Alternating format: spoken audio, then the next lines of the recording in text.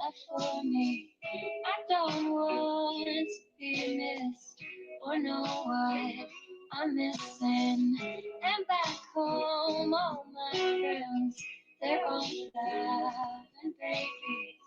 I woke up drunk again, my mind's pushing daisies.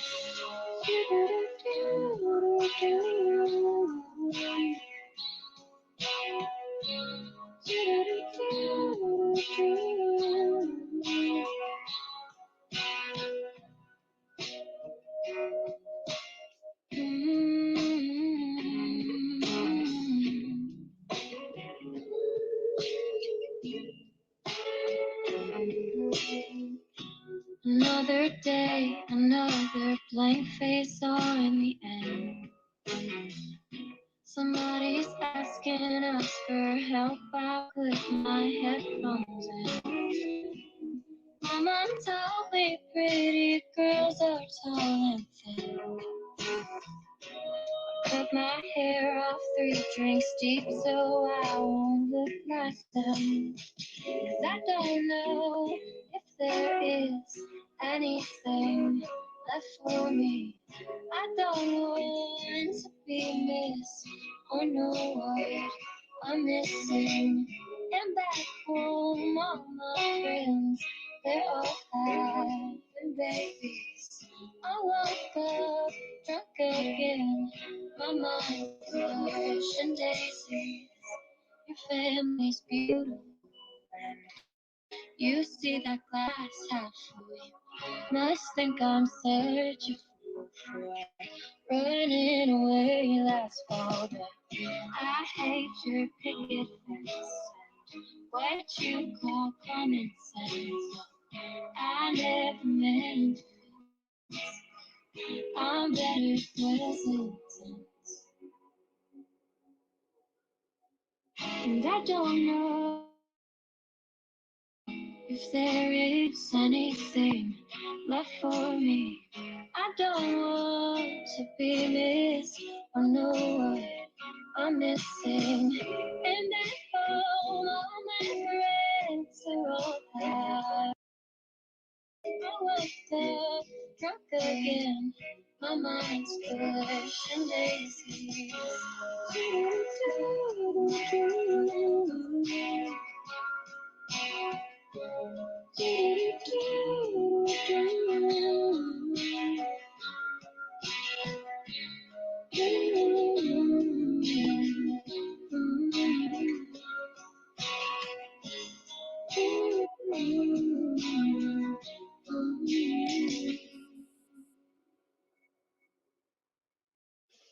Good morning, good morning, good morning. How are you? Hi, Jennifer. Good morning. How's it going? I'm wait. Emily's coming. I start early. I just because I feel like my New Year's coming up, so I took some time off from like just my company and was all on Twitter Spaces and stuff and learned so much. But I have to start meeting people in person. It's like Got to so. actually start doing the work. Yeah, well, yeah, like actually go out and start. My clients are asking me to like help them, and that's why we're so thrilled for you for being here. So we're gonna chat just a little bit. I'm waiting for Emily. She should be popping in, and then we'll start. And then I'm gonna go ahead. If I can tweet this out for me, actually, I'm gonna tweet this out too. Yeah, I Yeah. was gonna use my other phone for my my no aging for my. Oh, there she is. Okay, let me write so this is our podcast, Jennifer. So Mhm. that's why we actually am going to talk a little bit more about podcasting and how to do a good podcast. But we want to ask you some more information because I know you're like the one of the original podcaster from the early days because you're like way ahead of me. So let me go ahead and set the space up. And right now it is now 10 o'clock. Good morning, Emily. Good morning, Tanya. Hi, Jennifer. And Hello. A-Rod. I'm not sure who else is in our room at the moment, but hi. Oh, that's Hello to Brent. everyone. Today is Betty White's birthday. Aw, this would have been her Yeah, 100th, he's right? honoring her. Mm. Yeah, he's honoring her. So, Love it. so Emily, I was explaining to Jennifer this. Once this is done, we're creating our own podcast. So that's our goal, to create Yep, content. absolutely. That is what we're Yeah. hoping to do. And I started looking into all of Jennifer's stuff, and I'm so impressed with everything that you're doing. So I'm very excited to hear some knowledge today and learn more. Fantastic. Yeah, I was listening to your first episode that you all did here. And I believe in the mission. Yay, good. Then we're on the same page. No, I love it. I love the AWC mission overall too, especially this year with like the crossover between crypto and communication and everything else. I feel very forward thinking with all of it. Yeah, absolutely. We are definitely in the early days, but yet it's good to know about it and start considering where we position ourselves, as well as where we can potentially position, clients. So let me go ahead and tweet out the space from my personal account. But before we start, I want to welcome everyone in space for being here and showing your support. Again, this is just a recording because we're going to convert this into a real podcast. That's why Jennifer was. I kept thinking of her, and I wanted her to be the first episode, but I had already promised the Boss Girls entity. So you're here today, episode 2 of our Empower Yourself Monday. And Jennifer and I have met. We have been hanging out on Twitter Spaces. I feel like I know her, like, like one of my oldest friends. I listened to her Twitter voice, and she did one last night that was like gave me chills because the way her descriptive voice is, and she's like this all the time. So before we start, I want to give you guys a little information about who we are. We are the Association for Women in Communication, the South Florida chapter. My name is Tanya Schultz. I'm here in the I usually, pop in on my no aging account, my personal account, but I wanted to go ahead and start using AWC since we are streaming and they're allowing anyone that's on Twitter gets a recording feature. Emily just got rugged from co-host.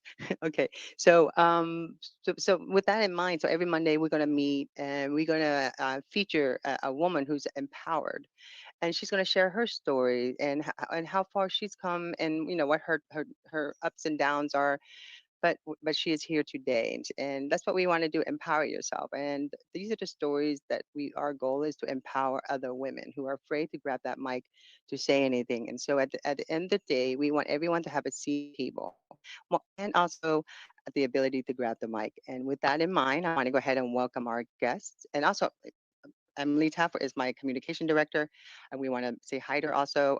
Emily, you couldn't do co-host. What happened? I did, you know what? I had a co-host and then it Let me popped me see. out into just being a speaker, and Okay, you're I don't know. co-host now. Let me see. And Now I'm and a then co-host again. yeah, we'll move around a little bit. And then I also have Jennifer, who is known as by e-podcaster, and she's at first I kept running into Jennifer in her space. I think it's Friday morning, wasn't it? Friday, Jennifer, A cup of and audio coffee. yes, and oh my gosh, you guys if you follow her, but she gives so many jewels and tips, and like I mean I call them gems pretty much, and she has some really interesting projects. So Jennifer, can you tell us a little bit about yourself and what are you working on today or at the moment? Absolutely. I'm super excited to be here. I was listening to some of the stuff. I've looked at your website. I'm like, wow, holy cow. I had no idea there was such an amazing organization that existed to empower women. And there's such a storied history. I'm like, oh my goodness. So when Tanya asked me to come in here and speak with you all, I was like, oh, yes. Like, how many times can I say yes? So in my history, in 2005, I heard about this thing called podcasting.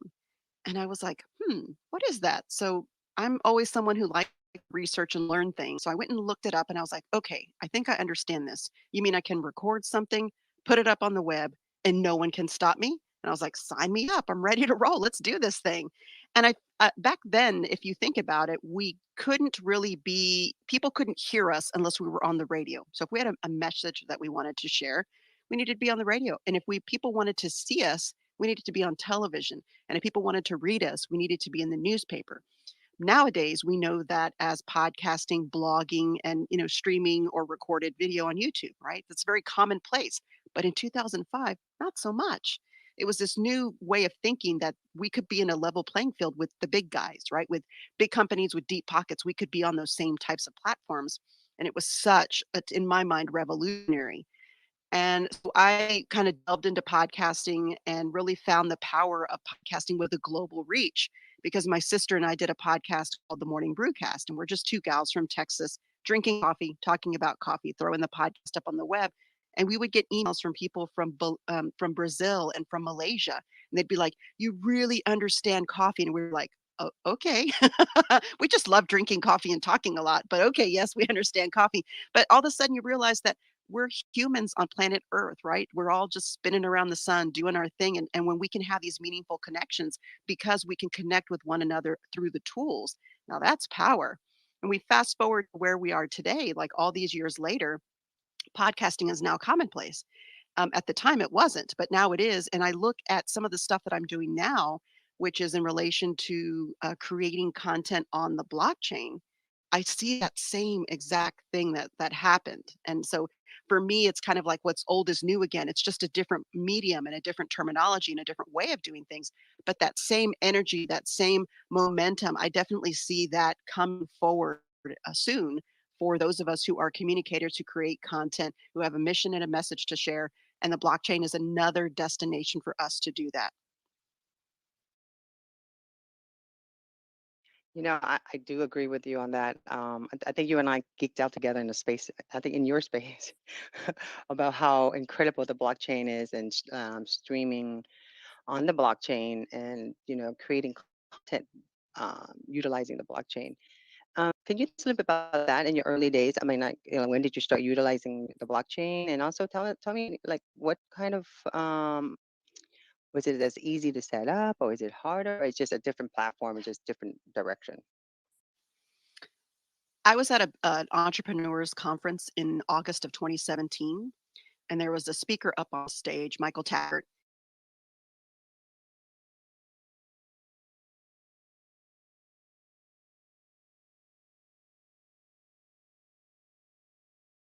And he was talking to this group about cryptocurrency.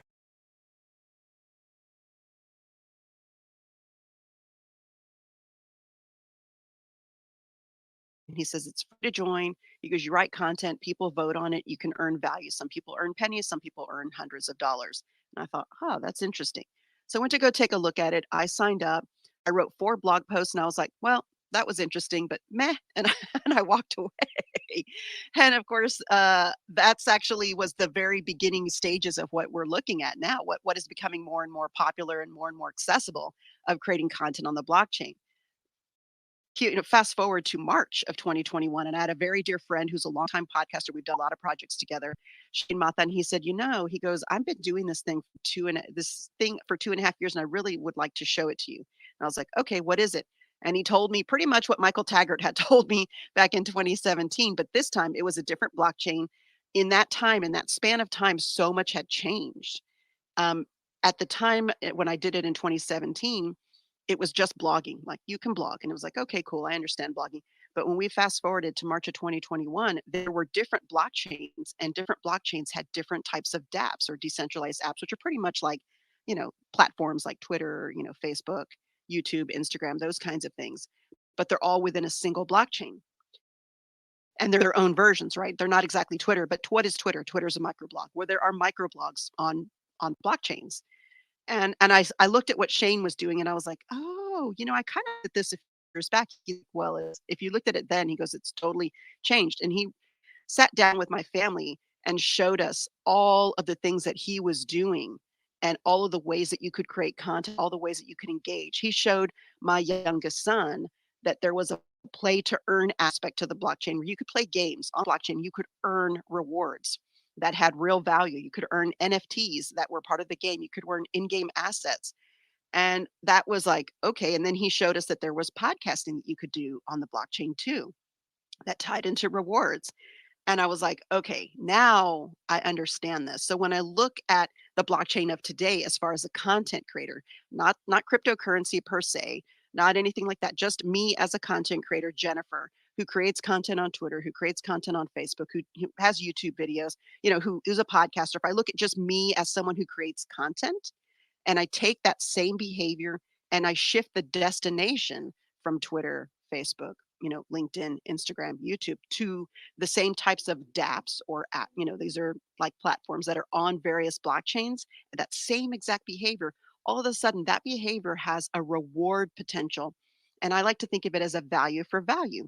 If I create something of value and someone on the blockchain, they can like it or upvote it, and that upvote or like actually has a reward system tied to it. And it's just a fascinating space. And I think once you get into the blockchain, and I say the blockchain, but there's various blockchains and they all have different types of things. But once you find one that fits you, and if you're like me, you're not going to just be on one, you're going to be like 3, 4, and 5, just to play with all of them and see like, ooh, what does that one do? Oh, look at that.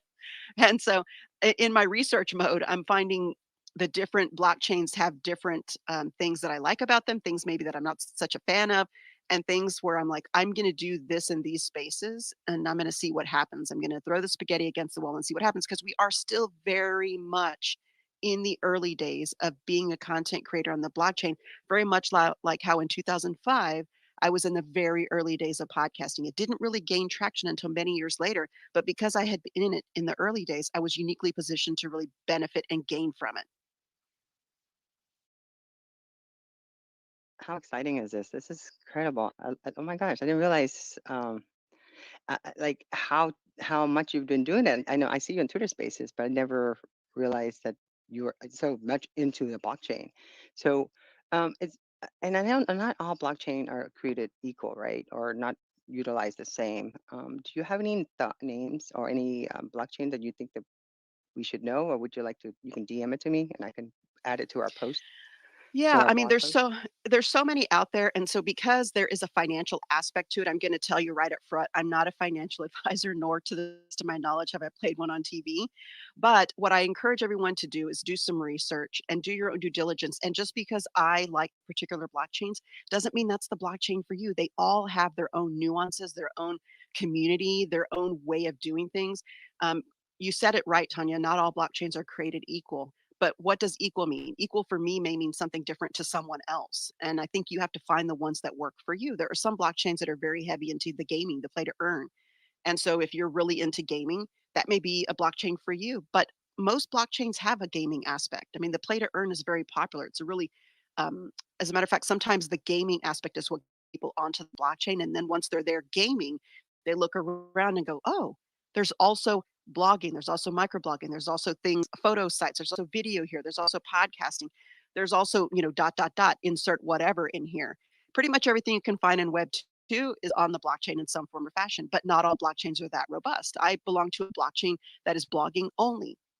Only, that's all they do. You can blog there, and there's a reward system associated with that. I belong to another one that has what's called high gas fees, and gas fees is really just network fees, what it costs to do transactions. When we look at Web 2 is where we're at now, right? We're on Twitter, we're on Facebook, we're on Instagram, we're on LinkedIn, we're on YouTube.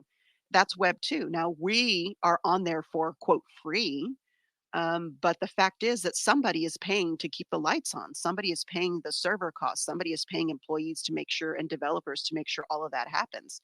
So those, in essence, are what the cost of that. Them doing business to give us a platform to create our content on. Somebody's doing that now on the blockchain because it's decentralized, and decentralized means that no one person owns it. That it is owned by the community that is part of that blockchain. Then where do those fees come from? Somebody's got to pay those costs. Some are very high.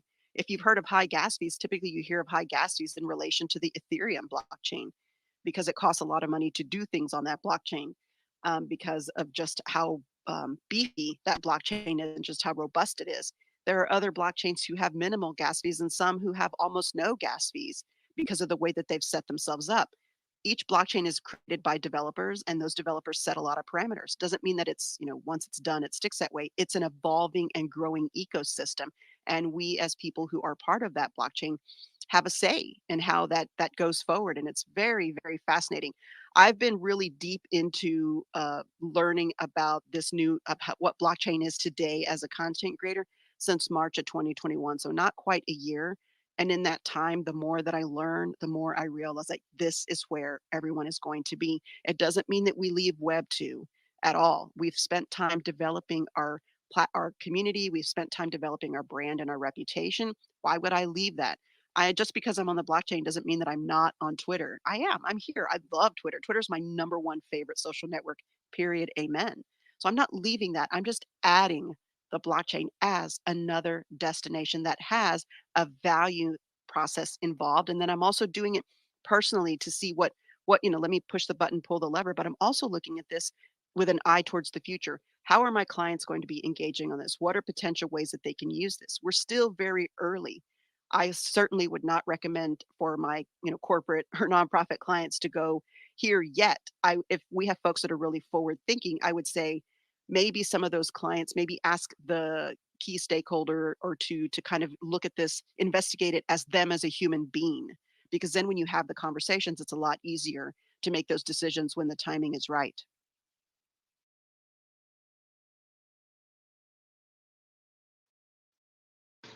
Emily, did you want to ask her a question? I'm gonna make myself a co-host for a second to run the analytics. But you're right though. The block. I was going to ask you about that too. The because we think blockchain is going to cost some money to work on it. So I've been researching a lot of other blockchain. I hear a lot of them talking about doing something. So I'm gonna see if I can try and get them to sponsor me. I love it.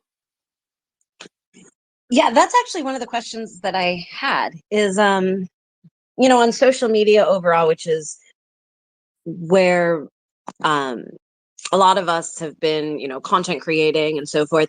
There are a lot of rules around sponsored posts or sponsored content and certain things that you have to be really aware of, or else everything can be shut down on you. Is the same within like the blockchain podcasts or content creation through the blockchain? Are there certain rules and regulations about sponsored content there that you have to follow?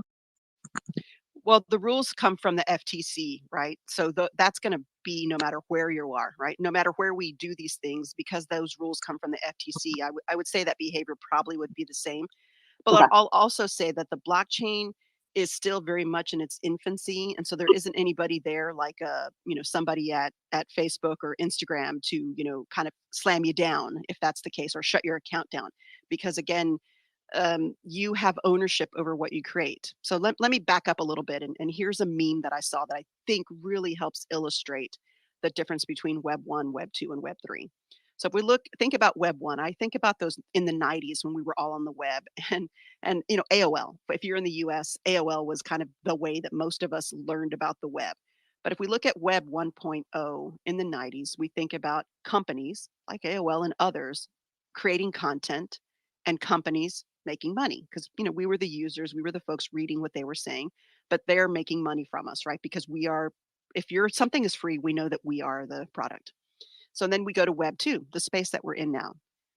Users, you and me, we're creating the content, but companies, Twitter, Facebook, Instagram, YouTube, they're the ones making the money. Now, that doesn't mean that we can't make money. We absolutely can.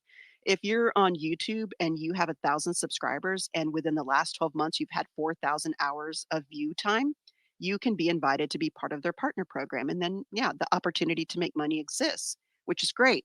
But you have to earn the right to do that. You have to work towards that. You have to grind it out to get to that level.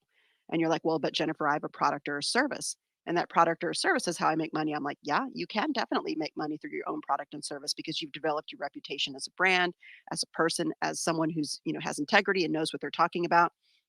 But again, in the eyes of the people that you're following, and if anyone looks you up and does a social media background check, you've had to earn that right because you have to start from 0 followers and 0 content, and over time you develop this. And believe me, I understand this because I've been on Twitter since 2007.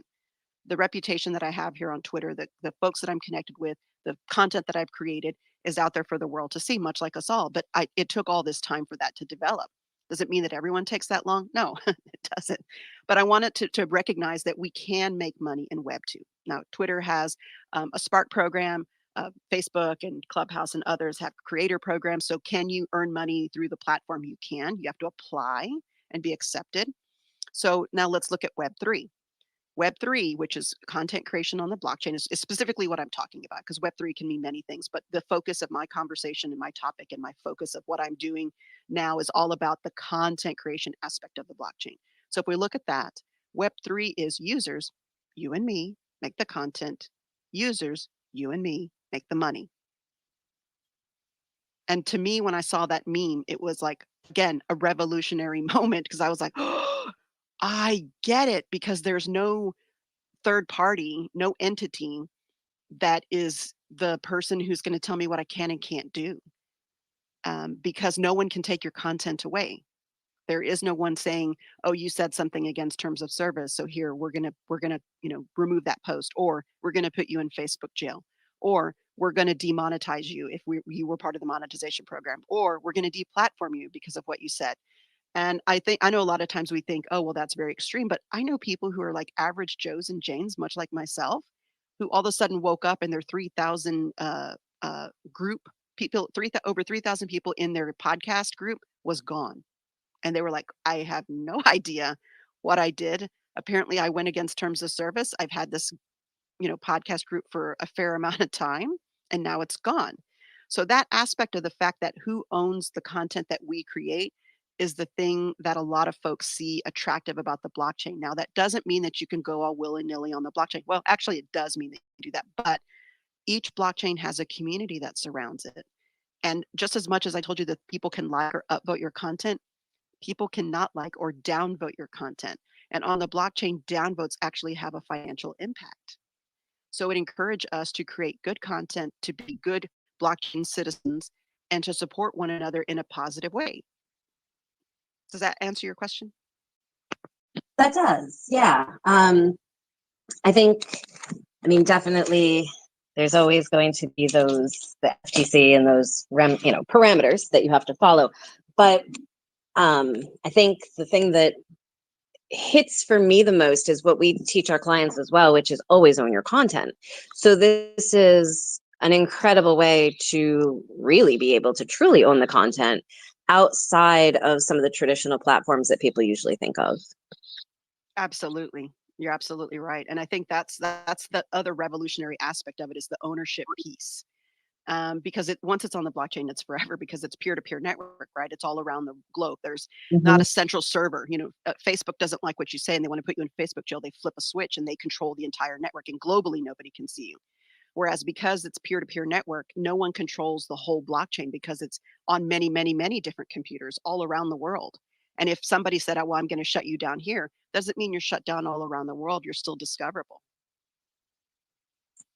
And that's incredible, the global reach of it in that way. And yeah, the fact that it is really forever. I mean, so is Google in a sense, but not as much, and with as much transparency and such as the blockchain. So I think that's pretty exciting with it. Yeah, I Yeah, think. yeah. Well, go ahead. No, no, go ahead.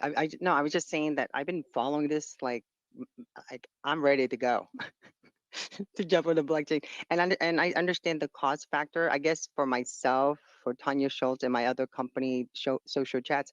I mean, we celebrate 12 years of live streaming in Web 2. So as of February 2022. So with that in mind, that's why I'm like, the next 4 weeks, um, I want to like figure out some of the other blockchains I want to work with and see if I want because I want to stream, I want to do a show off of a blockchain because of Hmm. you, and then because of someone else that was telling me about it. So it's really exciting time. Don't you agree, Emily? Yeah, I really do. Particularly for people who are just starting out, because I think there is so much opportunity. And whereas it has felt for a really long time that the market is saturated, and I hear people, as we work with different clients who come in and they're like, I just don't know how to stand out in such a saturated industry. And I keep saying this is like the Wild West now. Like there is so much opportunity in so many new ways that you don't have to be one of these huge corporations to make a mark. You can jump in and you really can stand out with the right strategy and hitting the right target demo.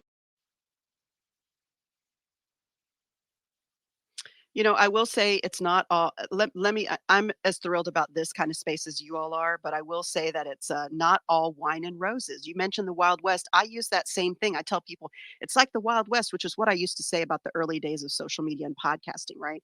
Because all of a sudden we were at the same playing field as the big guys with deep pockets. Now we, as individual practitioners, as entrepreneurs, as small businesses, as nonprofits, we could actually be at that same because it was Facebook was the same no matter who you were. And granted, you could buy ads, but just as a platform. And that was so new. So if we look at the blockchain, it's not so easy to get on. It really isn't. And I've tried to create guides to make it simple. And I've walked some friends through it. And there's so many sticky points, and every single blockchain has something different. When it comes to something that has financial implications, there's a wallet involved. And so now we're looking at various blockchains have various wallets. And then you're like, well, I'm on this blockchain, but I want to go to that blockchain and I have currency here or value here. How do I transfer it over there to that blockchain? And so there's so many steps that have to happen. It's still early, folks. It's a little bit of a frustration factor trying to onboard new folks just because there's terminology, there's a different way of doing things. But here's the light at the end of the tunnel. Once you finally get onto whatever blockchain you decided is for you, once you're in and you have the basic understanding, the things that you do on there is no different than what you're doing here on Twitter, on Facebook. I mean, it just exact. However, there's the opportunity for rewards. And when I talk about that, it's like folks are like, well, what does that mean? Like rewards. Each blockchain has a token associated with it, or in essence, like a coin of value that's associated with it. Many times they have multiple ones. And then there's second tier tokens because different dApps or decentralized apps, which are similar to platforms that we use here on Web2, but they're within the blockchain. And if we look at those, they have typically will have their own value. Not all, but some have value. So then you have not only the primary token value of the blockchain, but you also have these secondary tokens that also have value. And it's kind of, I know I'm probably complicating this and I'm trying not to, but I want you to understand that there's layers to the value. And just because I post something on the blockchain doesn't mean people are going to upvote it. I can post something and no one likes it. They think it has nothing of value, so they don't upvote it. And so then at the end of a 7-day payout, which for whatever reason, every blockchain cuts off organic rewards at 7 days. I think it's to encourage folks to create new, fresh, good content. And so one post doesn't keep, getting all the stuff in perpetuity. But after 7 days, the ability for you to organically receive upvote value is closed off and it actually pays out. And it pays out in an interesting way. It doesn't just pay out to me as the content creator, it pays out to everyone who engaged with it because engagement equals value. Just like we do here on Twitter. If I post something and you like it and you reply and you share it, right? Those are all engagement pieces. Well, those same behaviors happen on the blockchain, but there is a reward associated with it. So if something pays out at the end of 7 days, a piece of content is at the 7-day mark. It pays out. It pays out in this way: the author, me, the content creator, gets about half, and the rest of it gets split between all of the curators. And that's if you engage with content, you're a content curator because you're saying I'm engaging with this content because it has value, which again for me ties back to this concepting of the value for value model. If I create something that has value and you engage with it, you're telling me it has value. And in that way, when the rewards pay out, we all get a piece of that value. Yeah, it's just like the NFT, right? The same thing. Well, blockchain is NFT. It's a token, right? Yep. Yeah, that's right. I forget everybody has the concepting of NFTs. So yeah, that's exactly right. Well, I've been hanging out with a whole bunch of NFT artists and musicians, so like, I've learned so much since last year myself. But I find that so now with the blockchain, you stream off of it, but does the token, does every blockchain, like some blockchains tokenize their platform? Yeah. So those What are tokens your have thoughts about value. that? And you can exchange that token for value, right? Which again, you're gonna have to take it off of the blockchain and then take it somewhere else and then, do that. And I'll give you an example of how complicated it is. And this is not to discourage anyone, but I'm always about the real. Like I'm telling you it's amazing and it is, but again, do your own due diligence and research. But at the same time, I recognize the hurdle to getting in and to understanding and getting a sense of this. So I wanted to, because most of us know this, Bitcoin took a dive recently, and when it took a dive, it took pretty much every single cryptocurrency of any down with it. So one of the blockchains that I'm on, just like all the others, it was gone down in value. And to me, when things go down in value, and I believe in the product or the service or the blockchain or the stock or the whatever, insert something of value here. When it goes down, if I still believe in what it represents, to me, ooh, it's on sale. So I wanted to put some money into it, but I can't just take my US dollars and go and buy that cryptocurrency on the blockchain or that token on the blockchain. I had to find a way to do that. So a friend of mine said, "Well, here's how I've been doing it." And I was like, "Okay, that sounds good." So I had to go to Coinbase, which I don't know if anybody knows what Coinbase is, but it's kind of that gateway to getting into buying and selling cryptocurrency. But I used he said, "Why don't you buy, some of these, there's various tokens depending on the blockchain that you can buy that will convert into the blockchain." I'm like, "Okay, cool." He said, "Buy whatever dollar amount you want of one of these tokens." He said, "Then go to this other website." And he goes, "And on there, you can actually convert that cryptocurrency that you bought on Coinbase into the token for that blockchain." And I was like, "Okay." And I did all that and it worked and it was pretty instant. It took a few minutes for all that transaction to happen. But boy, what a pain to have to go through these processes. And of course, Coinbase charges a fee for me to buy. And then, of course, the place that converted it charged a fee for me to do that. But then once it was on the blockchain that I wanted to put it on, then I could make my moves in there that I wanted to make. So it's a lot of steps. And I share this with you not to discourage you, but for you to be aware. You have to take some time to understand it. But I can feel in my bones the same way about this creating content on the blockchain as I did about podcasting in 2005. I knew it was going to be a thing. The way I did about social media and blogging in 2007, I knew it was going to be a thing. And so when it's a thing that early, the rest of the world doesn't know what you're talking about. You're speaking Klingon. You're speaking a foreign language that they do not understand and it makes zero sense to them. So you're going to get a lot of people who are going to tell you, what? They're like, "Why are you doing that?" And I can tell you, I ran up against a lot of brick walls when I would talk about podcasting and social media in those early days. But I just knew it. I was like, I know this is going to be a thing. Fast forward to where we are now. Well, turns out everybody can speak a little Klingon. And I feel the same way about what's happening with the blockchain and specifically in reference to content creation. Right now, I'm speaking Klingon to a lot of folks. What I'm trying to do is I'm trying to simplify the process and I'm trying to encourage folks to understand the similarities in how I shared with you that a lot of the same behaviors that we do on Web 2. If you're someone who's a big Instagrammer, there's a version of that on the blockchain. If you're someone who's a Twitch streamer, there's a version of that on the blockchain.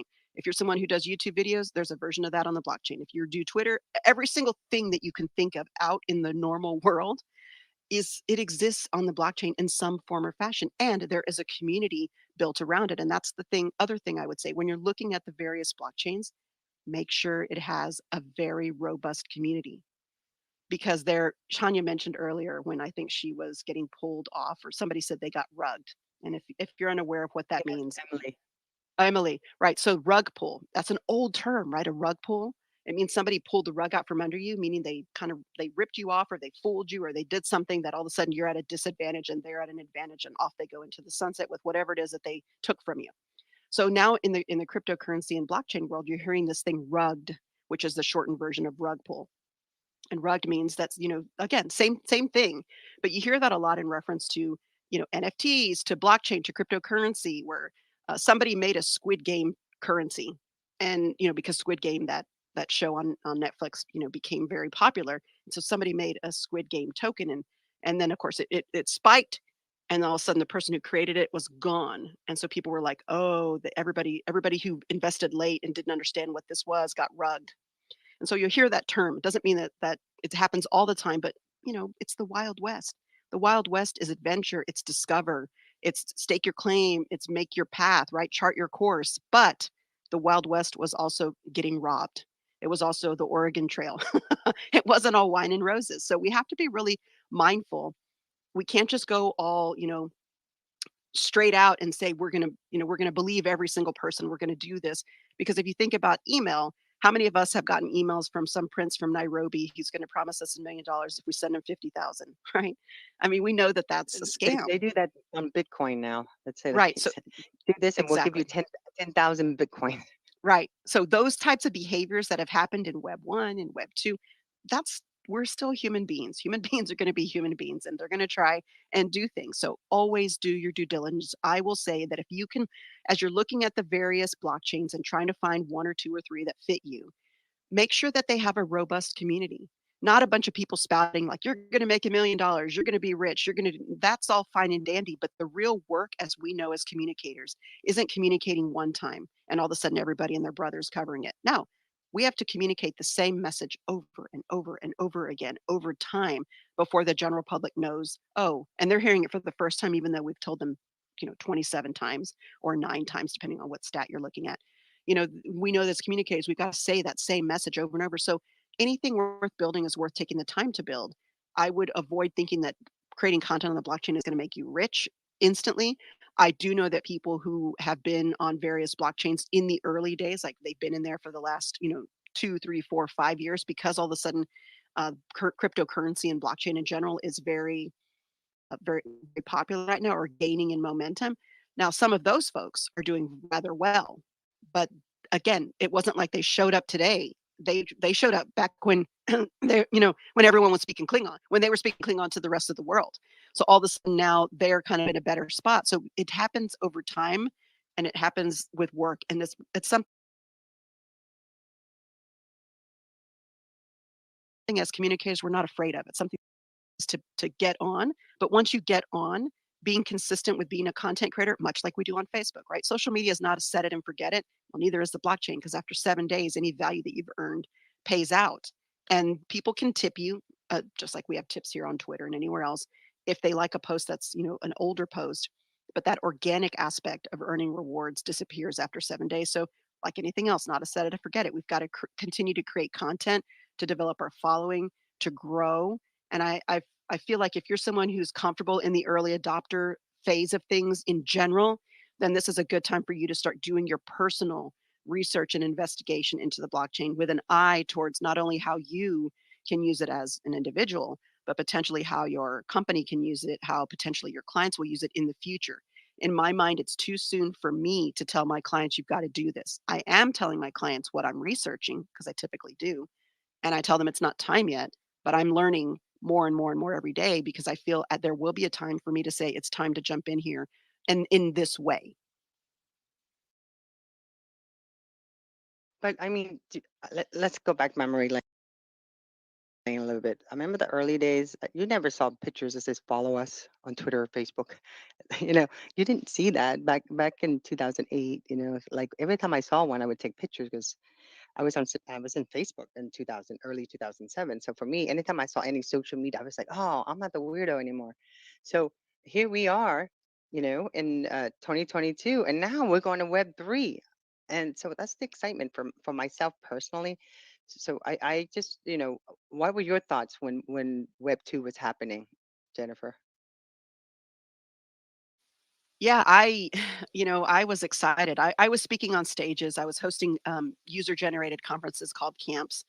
I was doing, podcast PodCamp San Antonio. I was doing Bar Camp San Antonio. I was hosting Moby Camp, Twitter Camp, like you name it. I was hosting these user generated conferences because I wanted to develop a community around the what I felt was the power of social media that most folks had no idea existed. And I did encounter. I would go speak to different, lunch and learns and breakfast deal, and I would just constantly be out in the community sharing what was going on, trying to encourage them to take a look at this. And I got a lot of pushback from people who were like, that's for kids, what? That's not for business, for real money.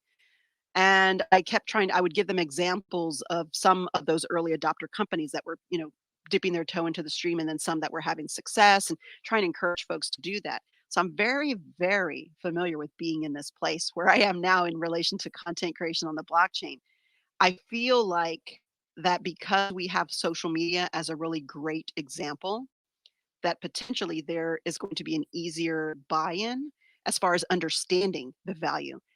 The other piece that is going to be the challenge is, as I mentioned earlier, get onboarding to blockchain and understanding wallets and understanding terminology and understanding keys, and really recognizing that if somebody has access to your wallet, they have every single asset that you have. Like the security and privacy is of the utmost importance. And you think, well, I'm used to that, Jennifer. I've got two-factor authentication on here and I get text here.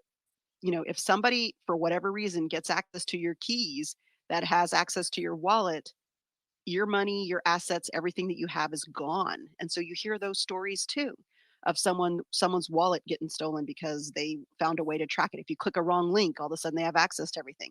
Again, same behavior as Web 2 and Web 1, right? You click a link, your stuff can be taken away, but there's a financial impact when it relates to content creation on the blockchain. So I tell you these things not to discourage you again, but to really make you aware of the time it's going to take for you to do the research for yourself. And that's what I encourage you to do. If you look at this and you're like, okay, I'm an early adopter and stuff I do. I'm used to the Wild West. I'm comfortable in this space. I'm comfortable pushing the buttons, pulling the levers, and learning things for myself. Then this is a good time for you to do this as you, a human being, an individual, to learn it for you, but then also to have an eye for where this relates, could potentially relate for your business, where this could potentially relate for your clients eventually. And that's exactly what I'm doing now. I'm doing this as me, Jennifer. I've been doing that since March in a serious capacity.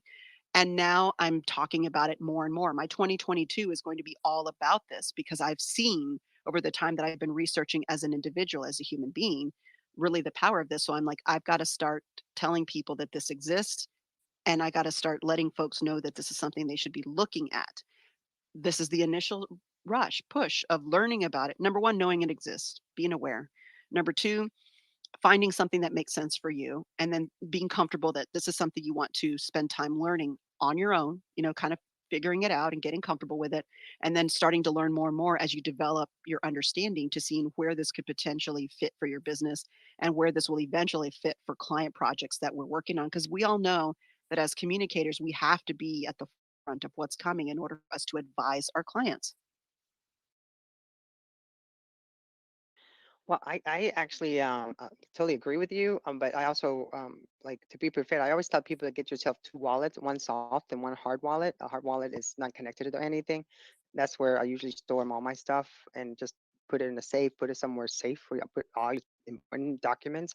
And then I have a soft wallet, which is and then I'm gonna get another. You can get as many soft wallets as you want, by the way, and hard wallet. I mean, it's just you can separate each wallet for each thing you're doing. Like I have three businesses, right? So I'm like, if I was doing this for each businesses, I would have a different wallet for each one and a different hard wallet for each one, just to keep track of it. That's the most important part. And this is so exciting. I cannot wait. If anyone want to ask some questions, please grab the mic. I'd love for you to share with us. And also, hi, Briza. Let me say hi to everybody in the space real quick. And also, Kiki, we had and Brent and A-Rod. Oh my gosh, she's here. Rose is here, who herself hosts an empowering spaces. And also, Leah. Hey, Leah. And Ape for Kush, thanks for following and for being here. And One Bodies NFTs, thank you for being here. So I always thought that this is the stuff that we should be teaching kids now. Jennifer, what do you thought about that? And Kiki is a teacher, but I was what do you think about teaching children utilizing the blockchain? There's a game called, I think it's called Cash Flow, by Robert Kiyosaki, the author of Rich Dad Poor Dad. And that was meant to be a family game for families to learn about money, especially children. And I think it's really great. There's no one can tell you that you can't do it. There's not an age minimum on the blockchain, right? Because I know on traditional social media, you have to be 13 years plus in order to participate in the space. Although I know that that's not always the case, but that's what the terms of service say. There isn't anyone to tell you that on the blockchain. So if you wanted to learn alongside your kids, it's a good idea. I'll tell you that my youngest son is not a small child. I mean, he's 26 years old, but we've been learning together. When we started both together in March, we were like, okay, let's figure this out. And I will say that I encourage you to join with a community, and I'll tell you why. When you start off on the blockchain, you're starting with 0 friends and 0 content and 0 money. And you have to earn the right to post because, they wanna make sure that and I said that earlier, right? But the earn the right to post is that They don't want you joining and posting 50 posts, right? So you will be limited on what you can post depending on your reputation, depending on your reward, the rewards that you've earned, depending on how much you've staked into the blockchain. Because again, they want people to have investment in the platform or into the blockchain. And so having others that you know that can support your content creation efforts where you can learn together is so, so valuable. Learning alongside my son and my sister and having, my guide, my friend Shane, who kind of got us involved in more recently in last year, has been extremely valuable. Now, in that time, I've developed a really great community of folks that were strangers to me that live all over the world, that we all create content on the blockchain, and it's fun.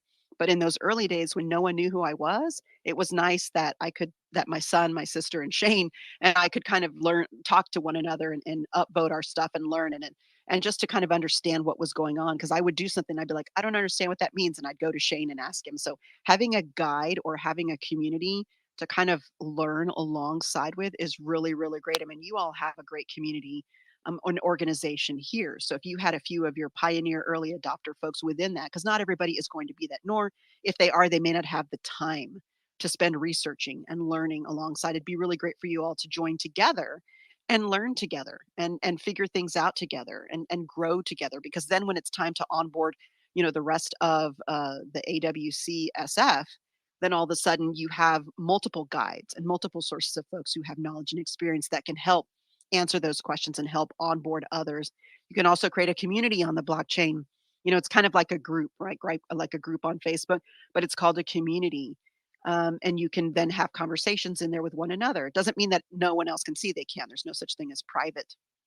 For that, folks use Discord. But yeah, there's a way that you can kind of develop not just yourself, but also a community there to kind of share what you're learning together, and then develop your brand and your reputation and content on the blockchain. Yeah, actually, I've been talking to Emily about this, but I actually, because I'm a communication director for this church that has 2.5 acres of land and stuff, that there's a blockchain meetup group that's been around for a while. The guy that one of my friend, he goes by Pita Bread, but he's connected to them. He said he wants to introduce me because they want to host some of their events. So I think Emily and I should be Emily. We should be the one learning about this. We should, and we will be. I know we've been talking about it a lot, but this has actually been a really interesting and helpful conversation because I'm learning things I did not know before, and it makes me excited to jump in and learn more, from here. So thank you for that, Jennifer. Um, but yeah, Tanya, I do think because once we can learn it, we can then host some sessions here where we can teach everybody else within the organization. We have Kiki on this with Mike. Hey, Kiki, how are you? Hi everyone, good morning. I don't know where you are, and it's afternoon. If it's afternoon, good afternoon. So I yes, I have been uh going to Jennifer's sessions, and whatever I miss because life just happens, I just listen back to it when she's doing the blockchain creators, and it has been very, very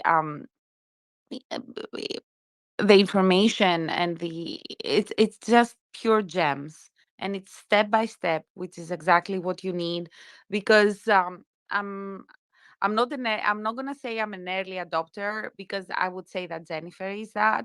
However, as an adventurer myself and an innovator, uh now that I'm seriously considering dipping my toes into podcasting and all this wonderful new way of creating content and capitalizing on money. It's and monetizing, not money, uh, Bitcoin and all the coins that are digital. It's so very interesting to understand the concept that what you make, you own. I think that's the most interesting concept, and that you monetize immediately, and your community. So it's like a back and forth. What we do here on Twitter, when it's brought to Web3, is like the whole community makes money and everybody makes money. Money. monetizes. So it's so very interesting. And before Jennifer started this series, I spoke to my son. My son is 13. He's a gamer, like most teenagers, right? And I'm like, you're doing this all day. Why don't we do Bitcoin? Can you start mining Bitcoin? And he was laughing and he's like, I know exactly what I need. And he told me what he needs, and he's 13. And he knew exactly what he needed. He knew that he needed a graphics card. He knew that he needed to build his own computer. Like, he knew the ultra basics of everything. So I'm thinking that he doesn't actually have to be doing the mining, but he can help me with creating and bring everything to Web3. So that would be such a more interesting way, and something that he could help me with.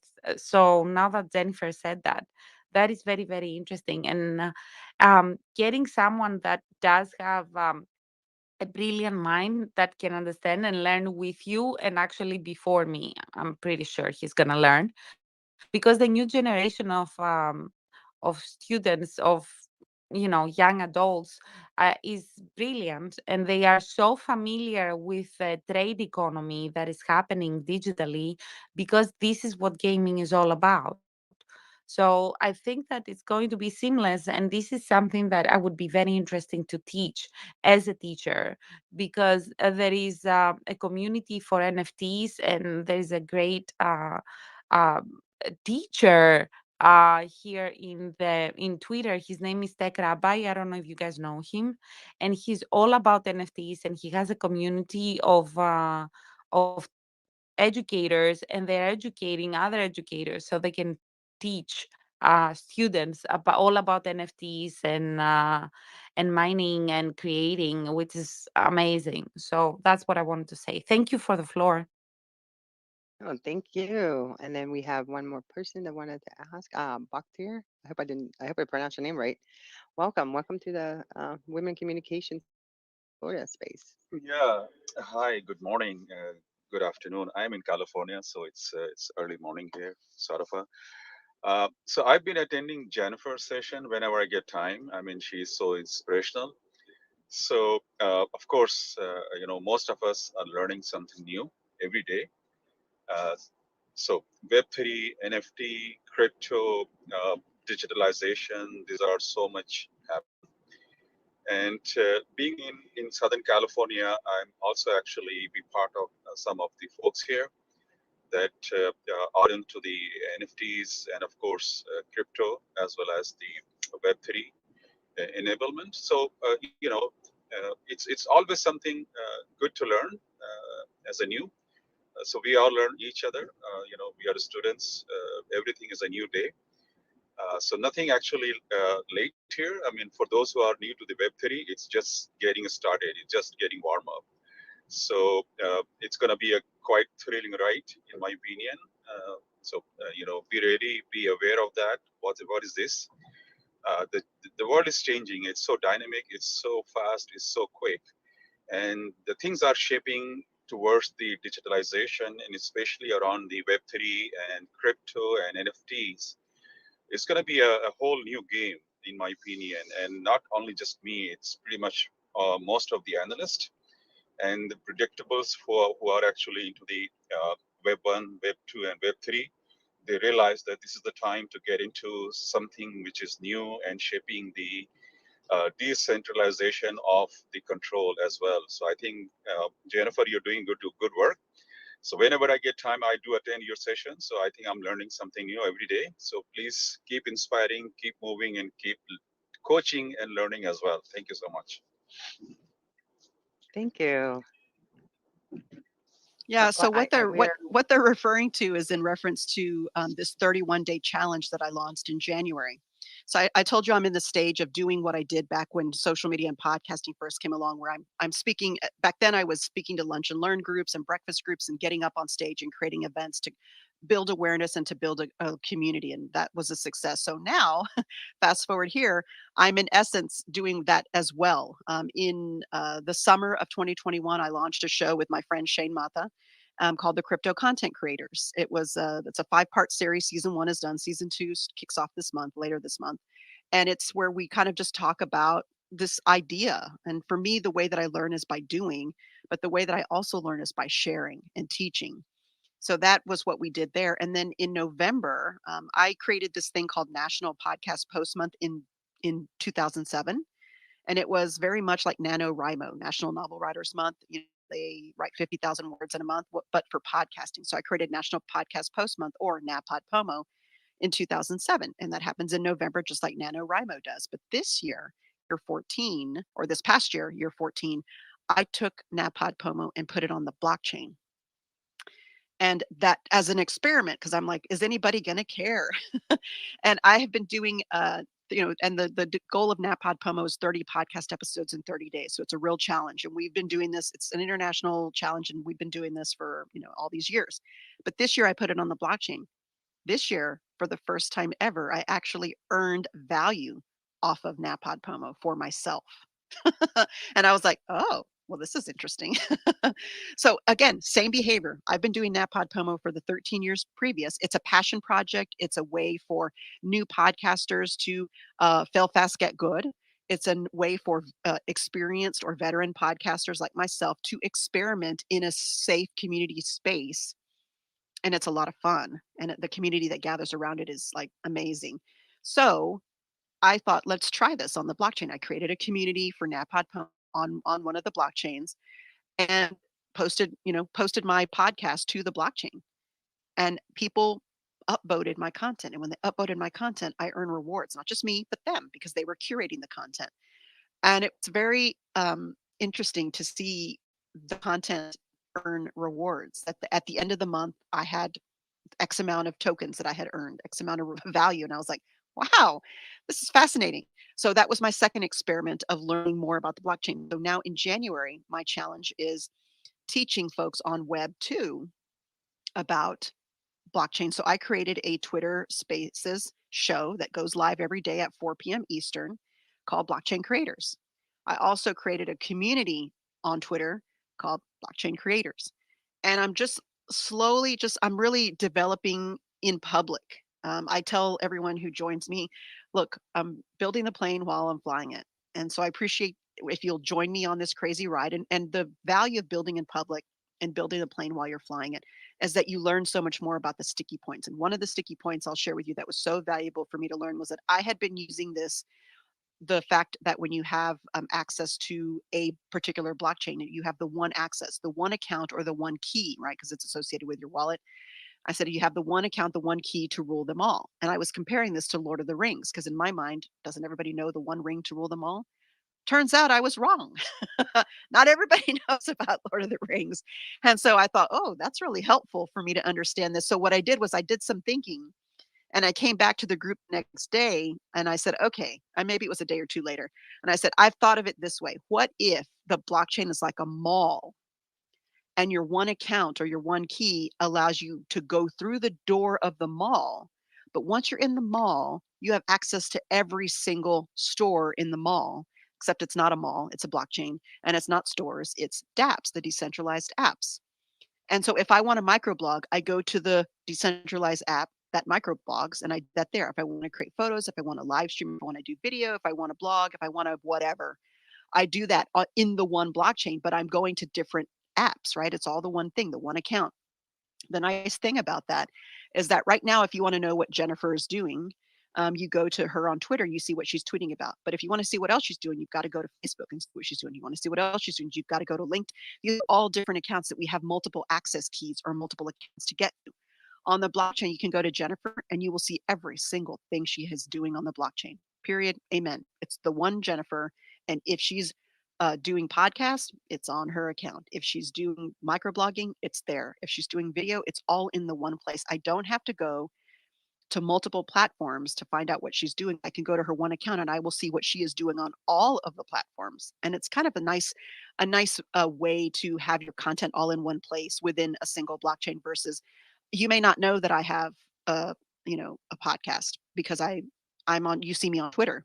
But if you saw me on the blockchain, you would know everything I'm doing. You'd know all the podcasts that I'm doing. You'd know all the videos that I'm doing. You'd know all of that about me because it's all me in one place because it's the one. I can't say that. It's not the one account to rule them all, but it's the one access point for everything I'm doing within a particular blockchain. Oh my gosh, so exciting. I want it now. No, I'm teasing. I'm so excited. Thank you, Jennifer, for sharing this with us. We have our last question is from Dan. Dan, did you want to ask a question? Hi, Dan. Hi. Thanks so much for having me up. I'm so excited right now about everything Jennifer just said. So we like, especially about the disruption and decentralization of you know the assets and really empowering creators. So I just want to say I'm so excited about that. I guess my question is about how this might work in the music industry. That's where I come from. I come from education and music, and I've been in talks with a record label called 1331 Records, and they have that exact same philosophy um, in empowering people to create. And so we struck up a little partnership where I am now tasked with creating educational content around how NFTs and the blockchain and all of this works.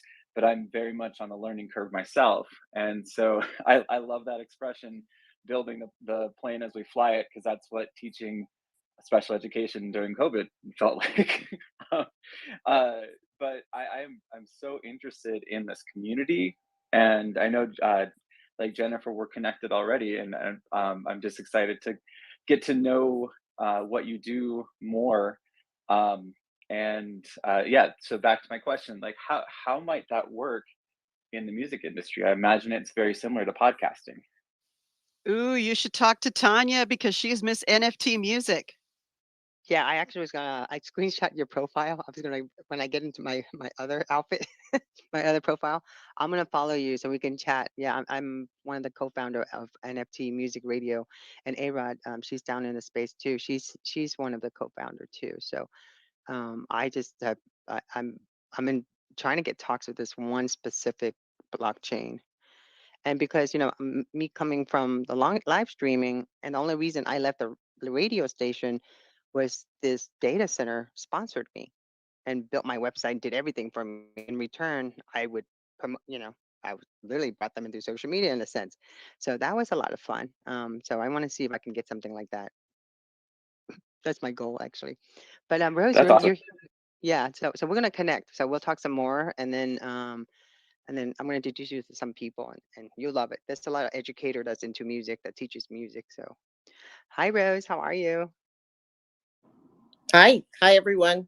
Just want to say that I want to endorse what Jennifer is doing, and I think she's a woman to follow, which is a hashtag I created. And I check out everybody in a way that I check out different ways, but I check out everybody I say is a woman to follow, and Jennifer is one. I've been taking her course since she started. Not every day. I've been missing the weekends. Excuse me, but great people in there because there are some developers, there are educators like Kiki, uh, I I've maybe a few writers, and so we're all learning from each other and exploring what is the blockchain. And for a creator like myself, who's a writer, who because of journalism, newspapers folding,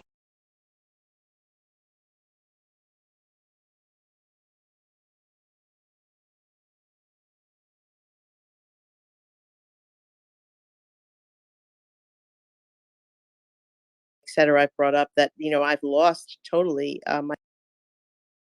This is a problem, and maybe the blockchain is an answer, and also a way for somebody like me who's putting out great content every day, uh, to in addition to getting a sponsor for a new show that I'm doing, to support me and support the mission, and the aim of what I'm doing, which is to uh, amplify the women's voices on social media and in all places. So thank you, Jennifer. Thank you to the American. Uh, I'm sorry. What is your?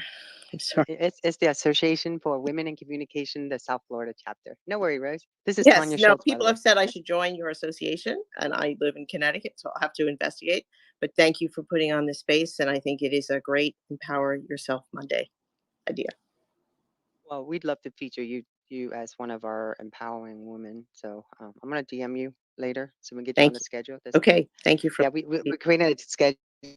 Yeah, thank you for being. I appreciate you for everything, and also for raising the vibration and the awareness for women empowerment. I mean, it's so incredible that we help and empower each other. You know, empowerment is not about just just feeding somebody. You got to teach them how to fish. So, and Bree is in the space here. She was one of our speakers for Women in NFT, and she understands what we're saying. We're saying, when you empower someone, you feed them for life. So when a community is empowered, that community grow. So again, I appreciate you for raising that vibration and talking it too. And I feel like, yeah, you need to be. I gotta interview you. We have to talk. Okay, we will. And yeah, and just some of the I've heard some in some spaces when I've said to amplify the voices of women. Some women have said, "Oh, but men are really great supporters. What are you doing about them?" And from my perspective, if you look at Twitter and the reason I put out this hashtag that went viral was because most men, like 3/4 of men, retweet and follow men, and the same is for women. So there's an app you can use to look at who you follow, and most, even women that I was, who are known as women to follow, they were following 70, 60, 70% women. So it makes them aware of this, and I'm all for men supporting women, and men, if they support women, should be following me and seeing what I'm doing with this. And it's not saying I don't value men, because of course I do. I'm married to one. I have 3 sons and 1 daughter. But it's about who needs to, it's like whose voices need to be heard that get lost. And it's women, and it's people um who are in disadvantaged communities and ethnicities, and those people we need to keep lifting up, because then we'll hear the voices, and through the example of that, we will keep following and building on that. So there's my Thank you, Rose. thing. I appreciate you for being here. We went Thank a you. little bit over in our time. Usually, this is to be a 60-minute segment. And again, everyone, thank you so much for being here and showing all your support. And Jennifer, thank you for being here. And Jennifer, before you go, I was on your profile. You have a lot. You have a lot of links. You're doing the 31 days from January to 31 days, the blockchain challenge.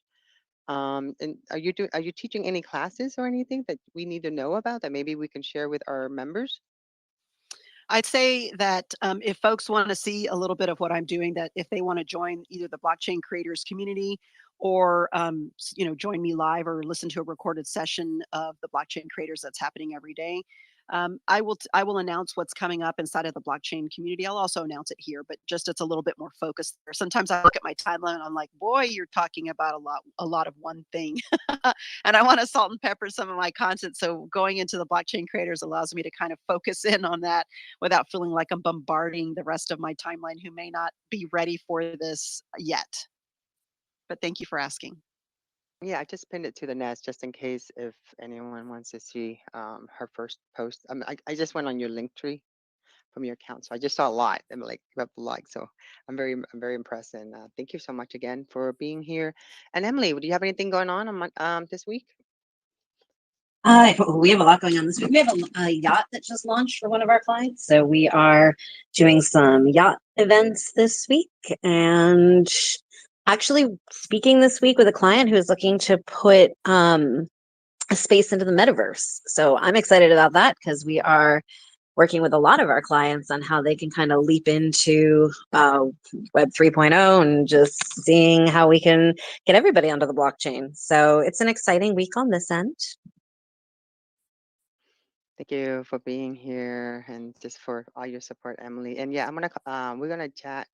Let me know when we can chat so I can give you an update of when we met last. Yes, The yeah, fun I events we're definitely going to be want. hosting. Yeah, I'm Yeah, so and excited put about it. together some fun crypto and NFT events and stuff too. So I can't wait for that. Yeah, and I'm going to bring in the blockchain guys that host their events. They're in Broward, so it's perfect for them to come to the church to have their events. And and again, the whole idea is to create a community, but also find a community to be part of too. And that's what one thing I got from Jennifer, which is so important. Community is the key. And to grow the community, you have to always constantly connect and learn. But it's not a bad thing. It's great. It's better to learn from other than it is to like learn it for yourself in a sense, especially if it's a lesson that you don't want to learn. So I always like listen to other people's story and get find a mentor and be a mentor. That's what my goal is. So again, we are the Women in Communication, the South Florida chapter. Our national chapter has been around since 1909. We cover Palm Beach County, Broward County, and Miami-Dade. And we have been hosting events on Zoom last year, but we're planning to do a hybrid event. And again, Empower Yourself Monday is a 1 hour segment that we do every Monday, and it's going to be uploaded into our website. And it's right now everything's being streamed and recorded. Again, everyone, thank you very much. And if you need any more information, just go to AWC South Florida